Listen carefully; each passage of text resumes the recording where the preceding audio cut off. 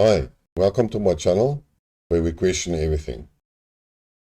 Today, I actually would like to talk to two of my favorite bloggers that I've been following for a long time. And I cannot find any fault with them, except for today. In any case, I will leave links to their websites or their blogs. And it's worthwhile to read some of them. They are unemotional. Well, the one is a little bit emotional, but not in his analysis. And they are very factual and makes a lot of sense. And they pretend that they are armchair generals. So I like them very much. But I have made one big mistake. As I have said before, I was born in Germany. And I am a German by birth, and I'm very proud of that. But I do not associate myself with the current German population because they have been so brainwashed and so guilt-tripped and so ghosted for the last 70 years after the end of the Second World War that they have become sort of jelly-rug. No backbones, no ideas, totally lost the plot. So, no, I'm not talking about that. I'm talking about the old generations, like my dad, like my granddads, and some of my uncles. All of whom have served in either the First World War and the Second World War, and so forth. So, what I would like to say is that in this modern world, there's a term that goes like, you are a Nazi. And when I say you are a Nazi, it's like you are a terrible human being and you are being associated with Hitler and the Holocaust and the Second World War and all the bad things that the Germans have done. And that actually, I want to say a swear word, but I will not.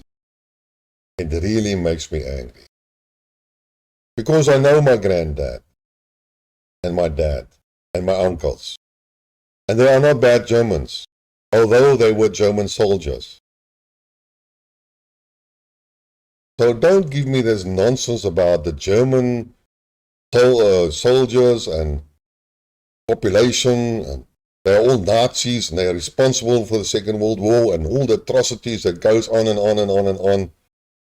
Because you are living in a dream. And I'm getting sick and tired of that. But in any case, I'm digressing.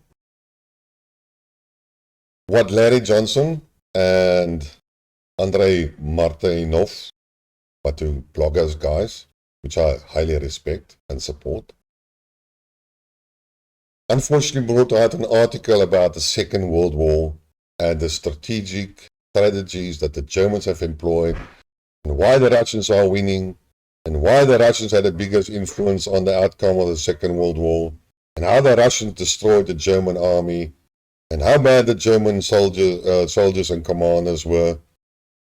And actually, after the end of the World War, like Larry says, there's an article written by some idiot, Gans or someone like that. In any case, which he believes, which I doubt, but in any case, that the Americans captured a lot of German generals and then interrogated them and let them write memoirs in order to describe why they were defeated on the Russian front and why this has happened, what strategies they were doing, and then this research paper by this Gans type of guy saying, yeah, there were 3 options that the Germans could do, and they rather wanted to please their captors than tell the truth on why they lost. And the German generals were so full of themselves, that's why they lost. And they were arrogant, and Hitler interfered, and all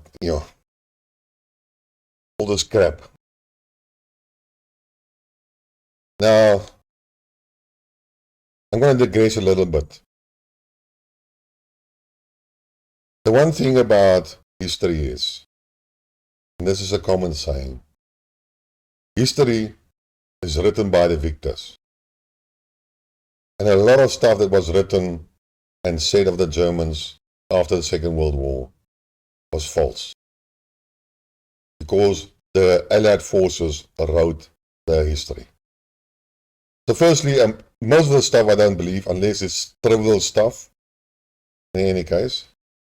And there's actually a saying in Africa, which was said by a specific poet, that unless the lion has his own historian, the hunt will be properly described.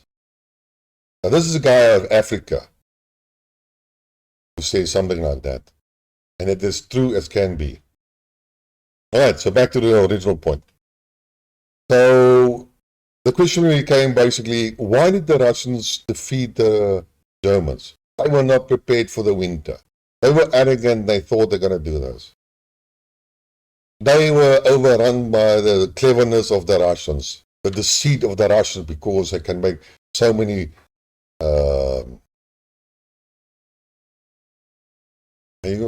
when you hide something dummy, like what the British did before D-Day. Any case, they made fictional tanks out of cardboard or whatever you want to call it, and made radio noise where they're going to attack, and it was all a fake and all this other junk and wada.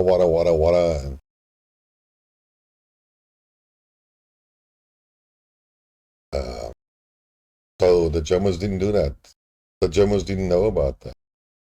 It's like when one battle was described, the 6th Army, and it was in the reserve, the 4th Panzer Division. Then the 6th Army attacked Stalingrad, and the 5th Panzer Corps was supposed to back them up, and then Hitler decided, no, it's not going to do that, so he sent the 4th Panzer Division to somebody else. That's why Stalingrad was encircled by the Russian army. And I'm sorry, like I said in a previous video, there are war games. And war games come from a long time ago. They were not started yesterday. I'm sure that the generals in the First World War or onwards started to do war games. And it's a matter of numbers and statistics.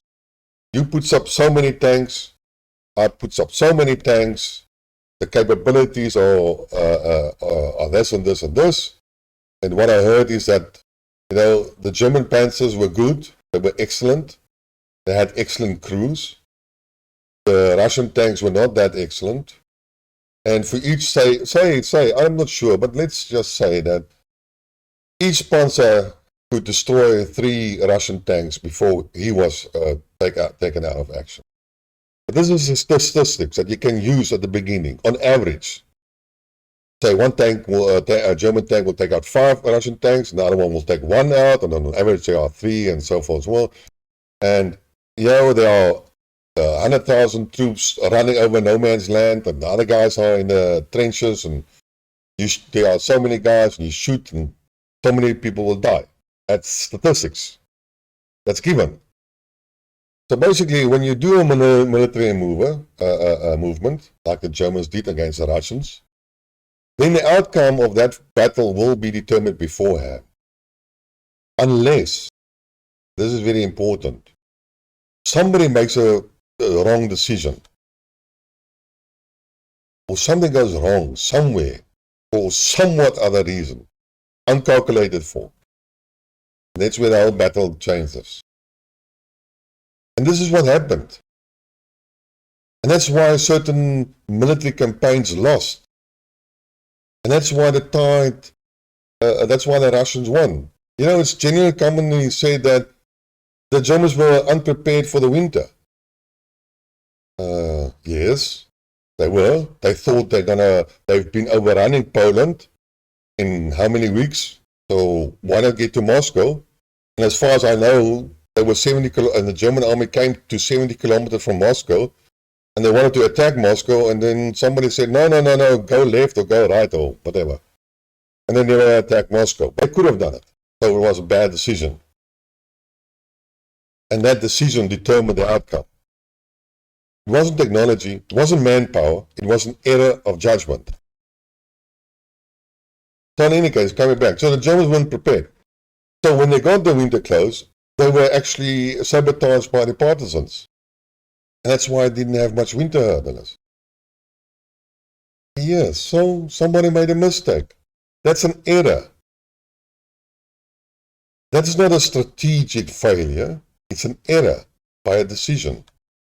And if you look at some of the discussion that Larry John, well, this article actually said, is that, left, right, the Russians were superior in terms of infantry and they were better than the German soldiers. And man, I tell you one, if you are in a trench and you got a rifle and you can shoot, then you are a body with a rifle who can shoot ammunition. I don't care how much you are trained.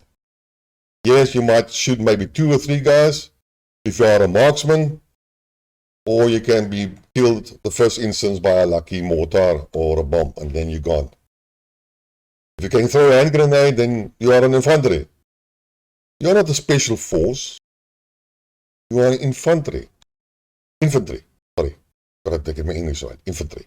Right. So, no, there were wrong decisions made. And that's why the Germans lost. And another saying that I heard somewhere a long time ago is that the production capability of the Russia were just much better than the Germans. The Russians manufactured each month 300 tanks. Each month. And I think the Germans could produce like 20 or so in a month. Now again, it's a numbers game. I put on 300 tanks against 20 tanks. Who do you think you're going to win? It's a done deal. That's it. So, another aspect I would address, why do these guys think they know what has happened? The historian, this guy's a historian. What makes you think that this guy knew what the generals were thinking? And why they move left and not right? And why they put in those forces and not those forces? It's all in hindsight. And as we all know, you've got 20/20 vision in hindsight. But still you don't know what decision was taken. Because it's history. 70 plus years back. How are you ever going to know? Looking at records? Memoirs? Yeah, but not every general wrote memoirs. And not everybody was truthful in their memoirs. So I'm sorry. I would like to equivalent this type of analysis in history to 2 things actually. And the first one is aliens and UFOs. If you ever read a book like about aliens and UFO and Roswell and all that stuff, then there's a lot of facts actually in that book. There is all selective facts that support the narrative of UFOs and aliens. It is selective. You don't cover all the information and all the data. It's selective.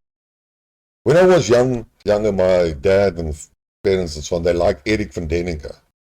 If you like Erich von Däniken, he talks about all the mysteries in the world and the pyramids, Incas, and beautiful stories. But those are all mysteries, meaning nobody has an explanation for that. And what he had, he was a good storyteller. He would take a little bit of here, a little bit of there, and put it up into a nice story about the Incas, the Mayans, pyramids, stuff like that. It's selective, it's a product of selective facts. And this is what history is. I mean, you have to ask yourself, You take two professors and describe the one history of, say, Stalingrad, and you will take another researcher professor and he will do the same story about Stalingrad. And you will get two different versions. And that is what I'm saying. You've got to be careful about history. And I'm a big disbeliever in history. I don't trust anything that I really read. Yes, read more and you get more of a picture, but you will never ever know what's happening. So stop making these ridiculous type of assumptions, projections, whatever is that the right name, deductions. You don't know what really happened. Okay. So I'll leave you today with that thought. If you like the video, please subscribe. Press the like button or subscribe to my channel. Then it takes a second. And until next time, cheers.